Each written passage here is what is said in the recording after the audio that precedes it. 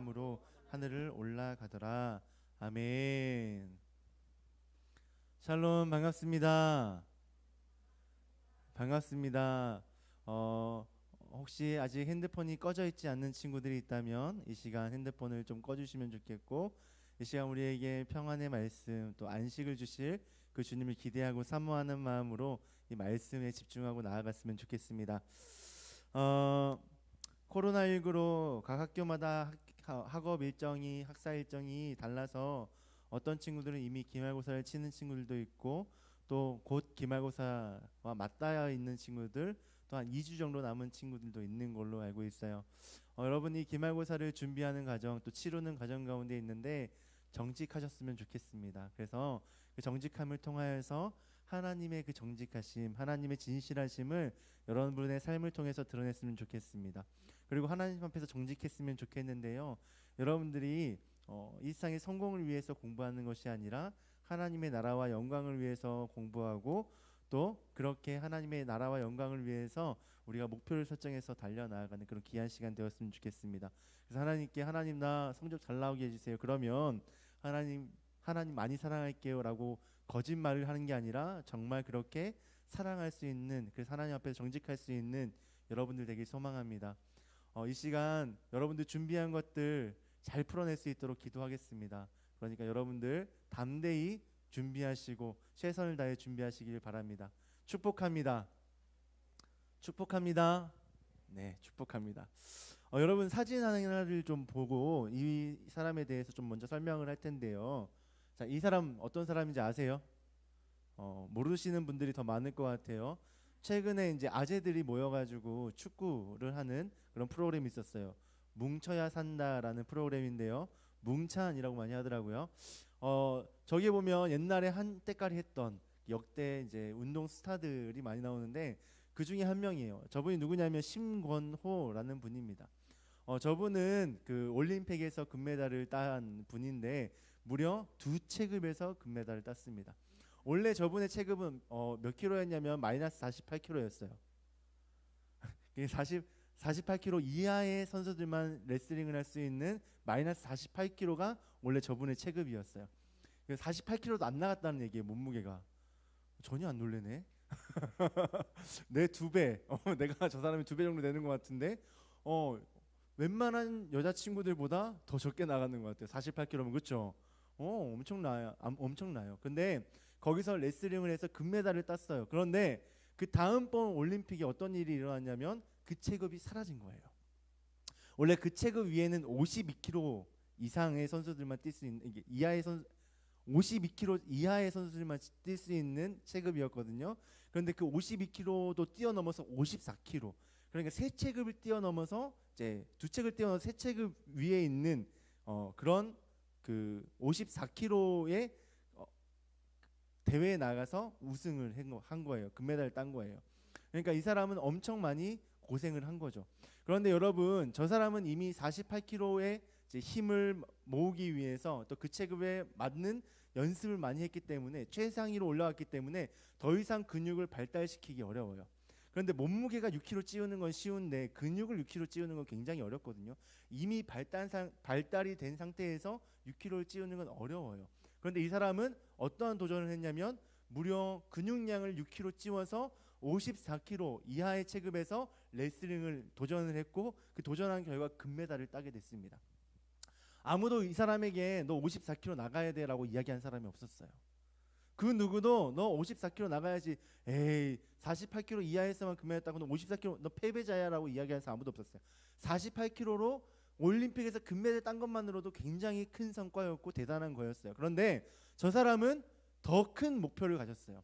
엄청 힘들었대요. 감당할 수 없을 만큼 힘들었대요. 엄청나게 고통스러운 훈련들을 계속해 나갔대요. 그런데 그런 목표를 잡고 해 나가니까, 또 열심히 다해서 최선을 다하니까 결국엔 그 목표를 이루었다라는 거예요. 만약에 이 사람이 그러한 목표를 세우지 않았다면 54kg에서 금메달을 딸 수 있었을까요? 그렇지 않았을 겁니다. 그런데 새로운 목표, 더 큰 목표, 남다른 목표를 세우니까 결국엔 남다른 결과를 얻게 되더라라는 겁니다. 제가 오늘 말씀을 시작하면서 왜 신권호 선수에 대해서 이야기하냐면요, 오늘 말씀에도 남다른 목표를 가진 한 사람이 등장하기 때문입니다. 바로 엘리사라는 사람입니다. 이 엘리사는 누구이냐면 엘리야의 뒤를 쫓아 이제 이스라엘에게 하나님의 말씀을 전한 선지자의 역할을 감당할 사람이 바로 이 엘리사입니다. 그런데 우리가 한 3주 동안 엘리야에 대해서 한번 나누었어요. 엘리야에 대해서 나누면서 엘리야는 정말 대단한 사람이었어요. 그렇죠? 850대 1의 대결에서도 싸워서 이겼고, 또 엘리야는 죽은 사람을 살리기도 했었어요. 그리고 엘리야가 기도를 하면 그 곡간이 다 비었는데 엘리야가 기도를 하면 끊이지 않게 곡식이 넘쳐나는 그 곡간을 경험하게 되어지는 일들을 볼 수 있게 되었어요. 아마 엘리야는 구약 성경에서 제일 많은 기적을 베풀었던 사람이 아닌가. 그만큼 엘리야는 능력 있는 사람이었고 이스라엘 백성들 가운데 위대한 사람이라 추앙받는 사람이었고 모든 이스라엘 백성들이 하나님의 선지자다라고 인정하는 사람이 바로 엘리야였습니다. 그렇게 위대한 사람이었어요.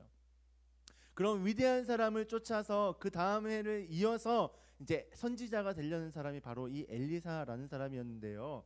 그러면 엘리사도 그만큼 평소에도 신실하고 또 하나님의 말씀을 듣기에 기뻐하고 또 하나님 말씀을 즐거워하는 사람이었을까요? 뭐 그랬을 수는 있겠다 싶습니다. 그런데 엘리야의 원래 신분은 어떤 사람이었냐면 농부였습니다. 엘리야와 엘리사가 처음 만나는 그 장면에 보면 엘리사가 농부라는 사실을 알 수 있는데요. 우리 열왕기상 19장 19절 말씀 다 같이 한번 읽어보도록 하겠습니다. 열왕기상 19장 19절 말씀입니다. 시작.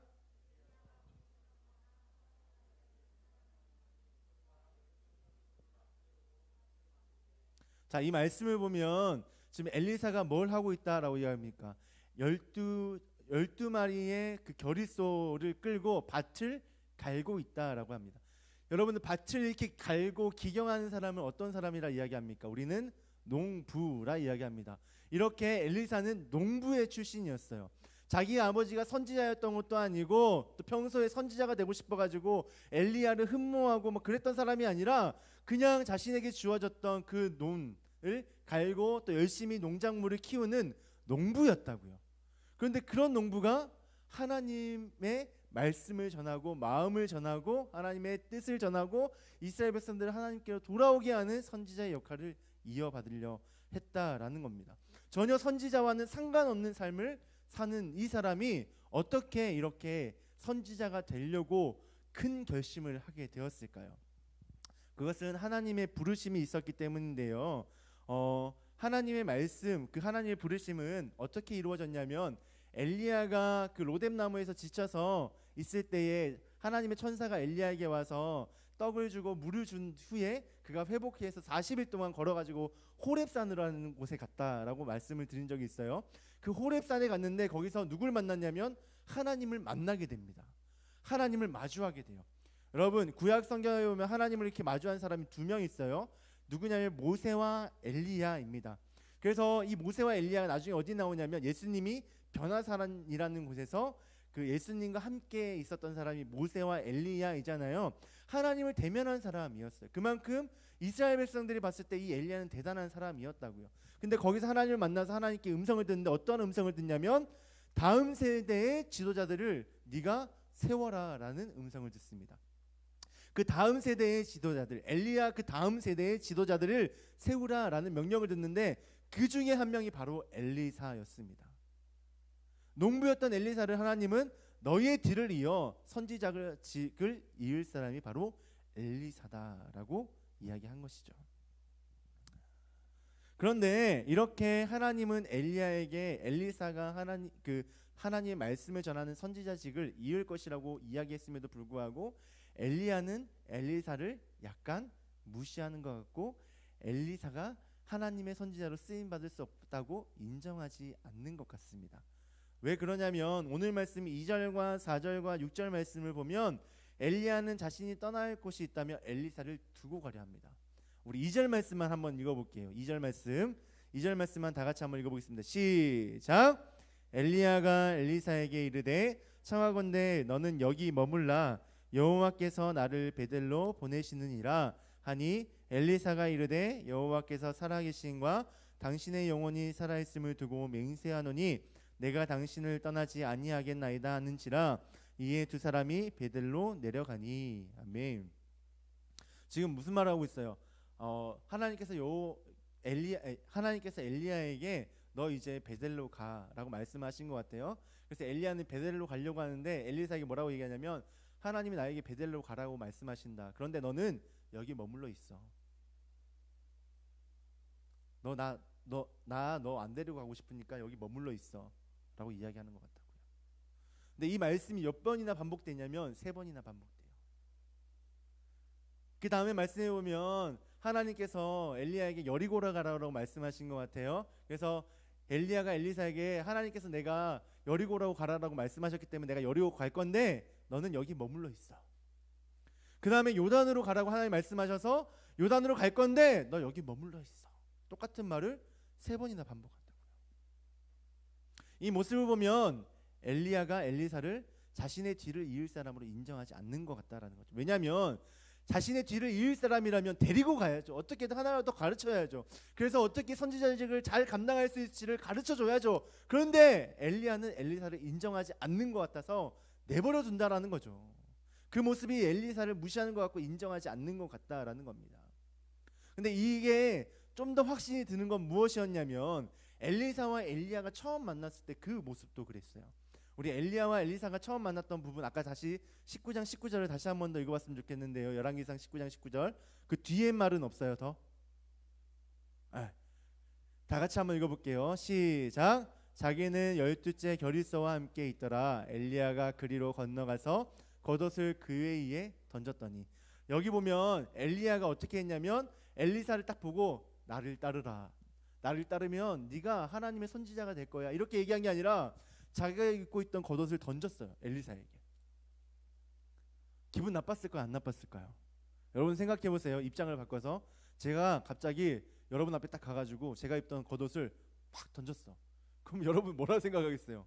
저 꼼모가 돌았나? 막 이러면서 어떤 친구는 저에게 와서 왜 이렇게 나를 무시하냐고, 나한테 왜 이러냐고 막 화를 내는 친구도 있을 수 있을 것 같아요. 지금 엘리야가 엘리사에게 그렇게 행했다니까요. 자기의 겉옷을 그냥 벗어 던졌어요. 자기를 따라오라라고 이야기한 게 아니라 벗어서 던졌어요.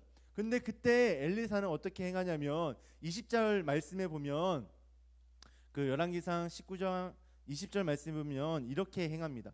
그가 소를 버리고 엘리야에게 달려가서 이르되 청하건대 나를 내 부모와 입맞추게 하소서. 그리고 한 후에 내가 당신을 따르겠나이다. 엘리사는 그렇게 기분 나쁜 행동, 엘리야의 태도를 어떻게 반응하냐면 제가 저에게 잠깐만 시간만 주면 저희 부모님께 와서 제가 이제 엘리야 선지자를 따라가겠다라고 이야기하고 오겠습니다. 저에게 조금만 시간을 주십시오. 제가 당신을 반드시 따라갈 겁니다. 조금만 시간을 주십시오라고 굉장히 겸손한 모습을 보여요.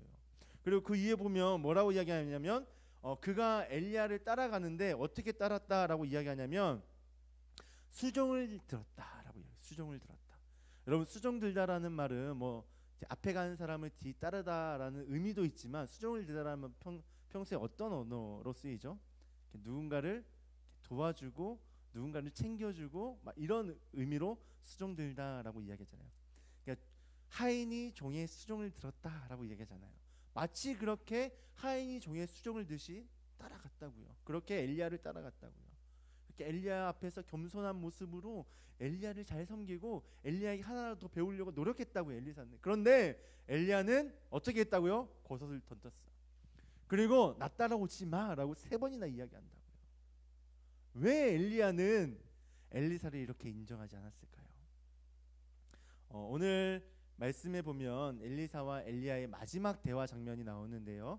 10절 말씀입니다. 2장 10절 말씀 잘 따라와야 돼요. 왔다 갔다 하죠. 열왕기하 2장 10절 말씀, 2장 10절 말씀 다 같이 한번 2장 9절 말씀부터 읽어볼게요. 2장 9절부터 10절 말씀 다 같이 읽어볼게요. 시작. 건너매 엘리야가 엘리사에게 이르되 나를 내게서 데려감을 당하기 전에 내가 내게 어떻게 할지를 구하라.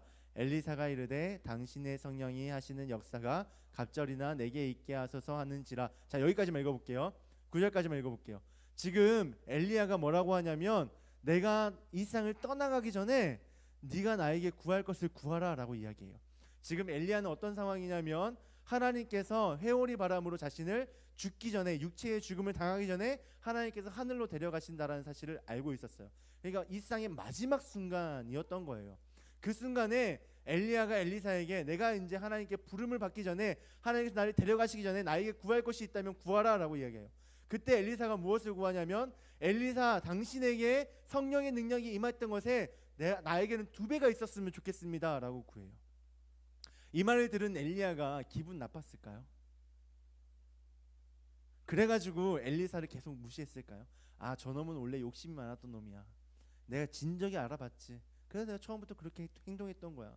그래서 하나님, 쟤는 선지자 안 된다라고 이야기했잖아요. 막 이런 태도로, 그래서 엘리야가 엘리사를 무시하고 인정하지 않았을까요? 아닙니다. 고대 근동의 지방에 있는 그 문화를 보면은요, 그 장자는 아버지의 유산의 2배를 상속받았습니다. 예를 들어보면 이런 거예요. 한 아버지 밑에 4명의 아들이 있었어요. 그러면 이 아버지는 자신의 재산을 5분, 이렇게 5분으로 나눕니다. 5개로 나눕니다. 이렇게 5개로 나눈 후에 나머지 아들들에게 1개씩 나눠주고 장자에게만 2개를 줍니다. 2개를. 2배를 더 줬다라는 거예요. 다른 아이들에 비해서 2배를 더 줬다라는 거예요. 왜냐하면 자신의 대를 이어갈 사람이기 때문에. 그러니까 지금 엘리사가 자신에게 성령의 능력을 2배로 달라고 했던 건 무슨 의미냐면, 내가 이제 당신이 이때껏 감당했던 그 선지자직을 감당하겠습니다 라고 고백한 거예요. 하나님께서 나를 부르셔서 나에게 약속하신 그 길, 나에게 허락하신 그 목표를 내가 이루겠습니다 라고 고백한 거라고요. 그런데 엘리야는 어떻게 했다고요? 계속 무시하는 것 같아요. 그를 인정하지 않는 것 같아요. 2장 후반에 보면 어떠한 말씀이 나오냐면, 엘리사가 어린아이들을 향해서 저주하는 말이 나옵니다. 그래서 그 어린아이들이 어떻게 되냐면 곰에게 찢김을 당했다라고 성경에 기록되어 있는데요. 알고 보니까 엘리사가 좀 원래 성격이 좀 더럽고 자신을 놀리는 사람들이 있으면 감당하지 못하게 분노해가지고, 쟤는 선지자를 할 수 없어. 선지자는 하나님의 사랑을 전하는 사람인데 쟤는 그렇게 안 될 것 같아 라는 그런 엘리사의 마음을 알았기 때문에 엘리야가 그를 무시했을까요? 아닙니다. 이 말씀을 이 부분을 해석하기 위해서 좀 여러 가지 것들을 이야기해야 되는데, 간단하게 이야기하면 그 아이들이 엘리사를 향해서 어떻게 놀렸냐면, 대머리야 올라가라 올라가라 라고 이야기했어요. 엘리사가 머머리였나 봐요. 그래서 머머리였는데 그 어린아이들이 그 엘리사의 머머리를 보고 머머리야 올라가라 올라가라 막 그렇게 한 거예요. 근데 엘리사가 그것 때문에 기분 나빴던 게 아니라, 사실은 머머리라 놀린 거, 대머리라 놀린 것 때문에 기분 나쁜 게 아니라 올라가라 올라가라라는 말이 기분 나빴어요. 왜 이 올라가라 올라가라는 말이 기분 나빴냐면, 엘리야가 어떻게 올라갔다고, 하나님께 데려감을 받았다고요? 해오리 바람을 통해서 하늘로 올라갔는데 그렇게 하나님을 데려가셨어요. 그런데 지금 그 어린아이들은 당시에 이 원래 언어로 보면 어린아이가 오늘날 여러분과 같은 청소년이거든요. 어느 정도 분별력을 가지고 있는 친구들이란 말이에요. 그런데 그 친구들이 하나님을 놀린 거예요. 또 그의 선배였던 엘리야를 놀린 거예요. 너도 엘리야처럼 올라가, 너 같은 거 필요 없어 라고 하나님을 조롱하고 엘리야를 조롱했던 거죠. 그래서 엘리사가 완전 빡 돌아가지고 그들을 향해서 저주한 거죠. 어떻게 하나님을 조롱할 수가 있지? 어떻게 하나님께 쓰임받았던 엘리야를 조롱할 수가 있지?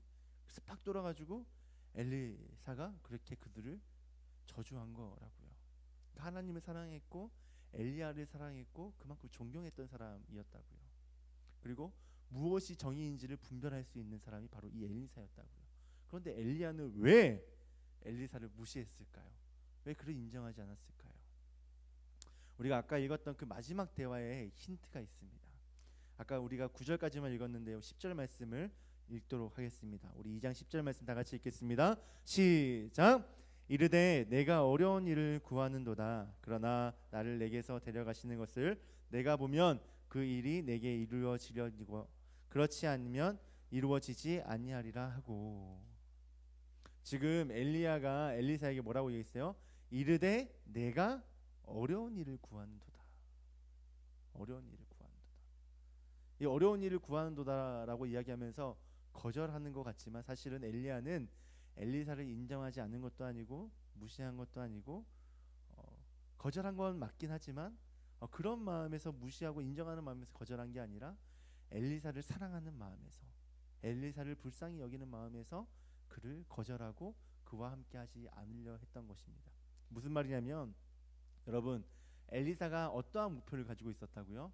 하나님의 말씀을 전하고 마음을 전하는 선지자의 역할을 감당하고자 하는 목표를 가지고 있었어요. 그런데 그 전에 선지자였던 엘리야가 이 선지자직을 감당하면서 정말 기쁘고 짜릿하고 좋았던 시간도 있었지만, 인간의 육체를 입어서 어려움을 당할 때, 슬픔을 당할 때, 힘듦을 당할 때, 좌절했을 때, 심지어 하나님 앞에서 하나님 내 목숨을 거두어 가달라고, 그렇게 더 이상 내 목숨이 소중하지 않다라고 고백할 만큼 힘든 순간들이 많이 있었단 말이에요. 그러니까 이 선지자직이 얼마큼 있는지를 그 누구보다 잘 아는 사람이 바로 이 엘리야일 텐데, 이 엘리야는 엘리사가 그렇게 힘든 길을 가는 것을 어떻게든 막고 싶었던 거죠. 그를 불쌍히 여겼던 거죠. 너 정말 이 길 갈 수 있겠니? 힘든데 그냥 여기 머물러 있지 그래. 하나님이 너 부르셨는데 그냥 가지 말자.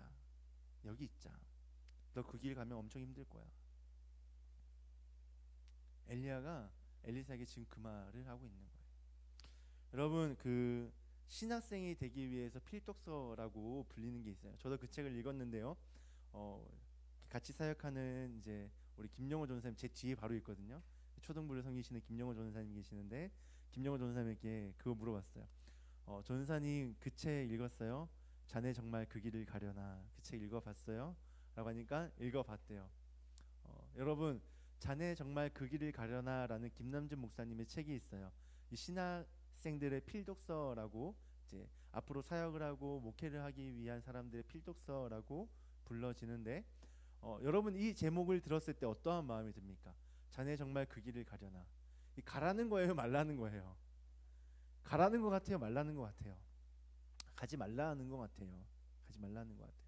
근데 그 책을 읽은 모든 사람들이 어떠한 마음이 생겼냐면, 내가 이 길을 가기 위해선 보통 마음으로 가선 안 되겠구나. 다시 한 번 더 하나님께서 나를 부르셨던 그 마음, 내 마음 가운데 되새겨야겠다. 그런 마음 가운데 이 책을 끝내고 앞으로 내게 주어진 사역, 정말 마음 단단히 먹고 힘든 순간이 오더라도 하나님 끝까지 의지하고 내가 나아가야겠다라는 그런 다짐을 하게 됩니다. 김영호 전사님도 그렇게 고백하시더라고요. 저도 그랬습니다. 오늘 엘리야가 엘리사에게 너 여기 있어, 그냥 그 길 가지마. 정말 꼭 그 길 가야겠니? 정말 그 길 꼭 가야겠어? 라고 이야기하는 이유는, 그가 불쌍히 여김도 있지만 그에게 주셨던 그 하나님의 마음, 그에게 허락하셨던 그 하나님의 사명, 그 소명함을 다시 한 번 더 그 안에서 회복시켰던 것입니다. 그래서 그가 정말 하나님께서 허락하신 그 목표를 향해서 끝까지 포기하지 않고, 정말 힘든 순간이 다가올지라도, 정말 자신과 같이 실패할 것 같은 그런 순간이 다가올지라도 그는 실패하지 않기를 원하며 자신보다 더 나은 선지자가 되기를 원하며 계속해서 그에게 이야기했던 것입니다. 이 말씀이 오늘날 우리와 어떤 관계가 있을까요? 저는 선지자가 아닌데요. 여러분도 선지자 맞습니다. 이 땅 가운데 하나님의 마음을 전해야 될 선지자입니다. 이 땅 가운데 하나님의 백성이지만 돌아오지 못하는 그들을 위해서 하나님의 마음을 전하고 말씀을 전하고 그들을 돌아오게 해야 되는 선지자입니다. 그래서 베드로는 그렇게 얘기하잖아요. 너희는 왕 같은 제사장이요, 거룩한 나라요. 하나님께서는 마지막에 땅끝까지 이르러 내 복음을 전하라 우리에게 명령하셨잖아요. 예수님은. 우리는 하나님의 마음을 전해야 될 선지자입니다. 그런데 우리가 어떻게 선지자직을 감당할 수 있을까요? 엘리사는 어떻게 이 선지자직을 감당하겠다라고 고백할 수 있었을까요? 또 그리고 그 선지자직을 잘 감당했을까요? 이제 앞으로 나누겠지만 엘리사는 정말 선지자직을 잘 감당했거든요. 어떻게 그렇게 할 수 있었을까요? 하나님과의 깊은 교제 가운데 하나님의 그 부르심을 계속해서 들었던 거예요. 오늘 우리를 하나님의 백성으로, 하나님의 자녀로 부르신 그 하나님의 음성을 우리가 매일매일 들을 때, 그 음성 앞에 우리가 서 있을 때, 그 말씀 앞에 서 있을 때 우리는 이 일들을 감당할 수 있습니다. 이 일들을 감당하다 보면 쉽지 않습니다. 정말 어려워요. 왜냐하면 이 세상이 좋다 이야기하는 것들이 나에게 주어지지 않을 수 있거든요. 내가 하나님의 말씀을 쫓아 살아가고 하나님께서 말씀하신 대로 살아간다면, 선지자의 역할을 감당하고 하나님의 말씀대로 살아간다면 이 세상의 성공이 우리 가운데 주어지지 않아서 남들과 비교했을 때 내가 실패하는 것 같을 때가 있거든요. 피나는 노력을 하지 않으면 그 길을 완성할 수 없거든요. 그런데 그 목표를 하나님께서 허락하셨고, 그 목표를 허락하신 하나님께서 우리 가운데 그 일들을 행하실 것입니다. 우리가 하나님께서 허락하신 그 거룩한 목표가 있습니까? 하나님의 백성이 되어지고 하나님의 백성으로서 이 땅 가운데 하나님의 영광을 드러내기 원하는 그런 목표가 여러분 가운데 있습니까? 하나님께서 오늘 말씀을 통해서 다시 한번 더 우리 가운데 뭐라고 말씀하시냐면, 너는 내 백성이다, 너희는 내 자녀다, 내 사랑하는 이다, 나와 함께 걸어가자. 내가 너희들을 준비한 그 나라까지 나와 함께 걸어가자. 내가 너희들에게 주는 참된 평안과 그 기쁨과 안식 가운데 머물러라 라고 말씀하시는데, 하나님이 허락하시는 그 안식은 이 세상에 말하는 안식과 달라 보여서 주저하게 되어지고 힘들고 고통스러운 때가 있다고요. 그런데 하나님께서 반드시 우리에게 주실 것입니다. 우리를 부르신 하나님께서 우리를 부르신 그곳까지 우리를 하드캐리 하셔서 이끌어 가실 것입니다. 오늘 엘리사를 부르셨을 뿐만 아니라 엘리사에게 그런 역할을 감당할 수 있도록, 한낱 농부였던 엘리사에게 선지자직을 감당하게 할 수 있도록 능력을 하셨는데, 오늘 우리에게도 동일한 은혜를 허락하셔서 우리에게 맡기신 그 사명, 이 땅 가운데 하나님의 백성으로 살아가는 것, 하나님을 드러내고 하나님의 영광을 드러내는 삶을 살아갈 수 있도록 우리를 이끌어 가실 것입니다. 쉽지 않습니다. 그런데 그 목표를 잃어버리지 않고 믿음을 소유한다면 우리는 반드시 이룰 것입니다. 왜냐하면 우리를 부르신 분이 하나님이시기 때문입니다. 우리를 부르신 분이 전능하신 분이시기 때문입니다. 우리를 부르신 분이 이 세상의 왕이시고 이 세상을 다스리시는 분이시고 이 세상을 자신의 선하신 뜻대로 이루어 가시는 분이시기 때문입니다. 여러분, 그분의 말씀 앞에 서고 그분을 신뢰하고 그분을 믿고 그분 앞에 나아가십시다. 그래서 때로는 힘들고 어려운 순간이 우리 가운데 찾아올 수 있지만, 하나님의 그 말씀 붙잡고 어떠한 상황 가운데서도 믿음을 잃지 않아 하나님이 원하시는 그 모습으로 여러분들이 완성되어져 가기를 주님의 이름으로 축복합니다. 아멘. 여러분들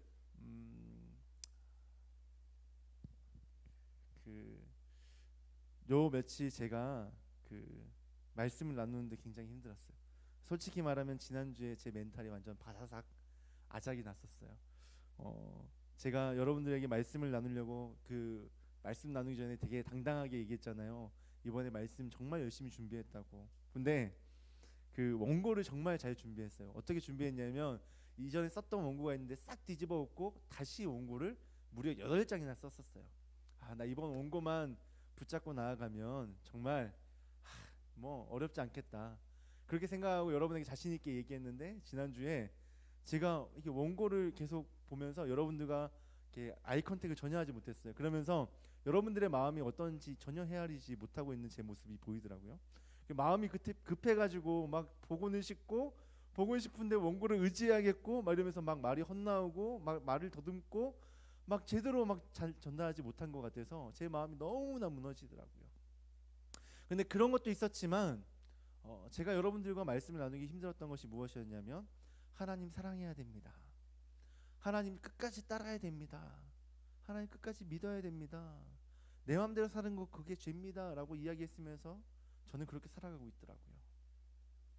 하나님보다 저 자신을 더 사랑하고 있더라고요. 하나님을 사랑하는 그 즐거움을 잃어버리고 있더라고요. 그래서 이번 주에 좀 많이 울며 기도했어요. 그렇게 부족한 사람이 저입니다. 그런데 하나님은 그렇게 부족한 사람을 들어서 지금 이 시간 여러분들에게 하나님의 사랑을 전하게 하셨습니다.